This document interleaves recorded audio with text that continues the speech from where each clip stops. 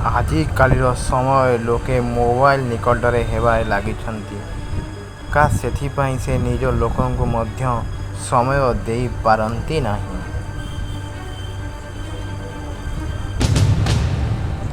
ଯଦି କୌଣସି ମଣିଷର ଗୋଡ଼ କଣ୍ଟା ଫୁଟିଗଲା, ସେ ଅଳ୍ପ ସମୟ ପାଇଁ କଷ୍ଟ ଦେବ, କିନ୍ତୁ ଯଦି କାହା କଥା ଯଦି ହୃଦୟରେ ଲାଗିଯାଏ, ତାହା ବହୁତ କଷ୍ଟ ଦେଇଥାଏ।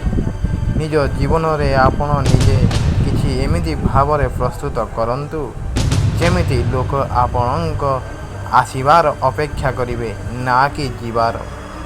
ଆପଣଙ୍କୁ ମୋ କଥା ବିଶ୍ୱାସ ହେବ, କିନ୍ତୁ ସତ, ଗୋଟେ ମଣିଷ କେବେ ମଧ୍ୟ ଧନୀ ହୋଇଯାଉଥାଉ କାହିଁକି, ସେ କେବେ ମଧ୍ୟ ନିଜ ଦୁଃଖ ବିକ୍ରି କରିପାରିବ ନାହିଁ, ଆଉ ଅନ୍ୟ ସୁଖ କିଣିପାରିବ ନାହିଁ।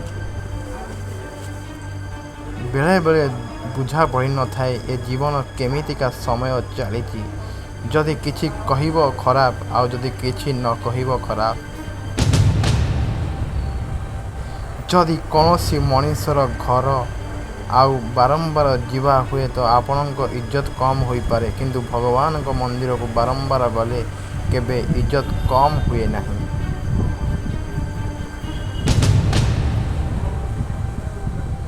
ଯଦି ଆପଣ ନିଜ ଜୀବନରେ ସଫଳତା ପାଇବା ପାଇଁ ଚାହାନ୍ତି, ତେବେ କୌଣସି ମଣିଷ ସହ କଥା କଟାକଟିରେ ନୁହେଁ, ବରଂ ରାତି ଅନିଦ୍ରା ହୋଇ ପରିଶ୍ରମ କରିବା ପାଇଁ ହେବ।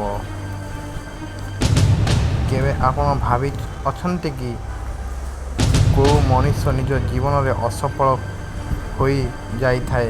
ସେହି ମଣିଷ ଯେ ଭାବେ ବହୁତ କିଛି, କିନ୍ତୁ କିଛି ମଧ୍ୟ କରେନା। ଯେତେବେଳେ ଘର ଲୋକେ କିଛି ବୁଝାଇବା ପାଇଁ ଚେଷ୍ଟା କରନ୍ତି, ସେତେବେଳେ ଆପଣ ବୁଝିଯିବା ପାଇଁ ଚେଷ୍ଟା କରିବେ, କାହିଁକି ନା ଯଦି ସମୟ ବୁଝାଇଦେବ, ତେବେ ବହୁତ କଷ୍ଟ ହେବ।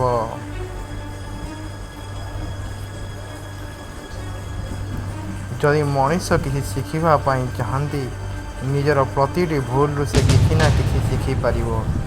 ଯଦି ସେ ନ ଚାହିଁବ, କିଛି ମଧ୍ୟ ଶିଖିପାରିବନି।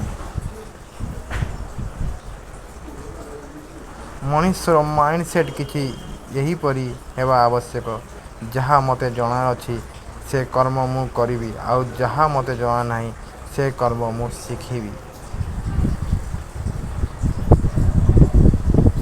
ଆପଣ ବିଶ୍ୱାସ କରିବେ ନାହିଁ, କିନ୍ତୁ ସତ ଆଜ୍ଞା, ଯୋଉ ଲୋକ ଯୁବକ ଅବସ୍ଥାରେ ହସି ହସି ସମୟ ବିତାଇଥାନ୍ତି, ସେହି ଲୋକ ବୃଦ୍ଧ ଅବସ୍ଥାରେ କାନ୍ଦି କାନ୍ଦି ଜୀବନ ବିତାନ୍ତି।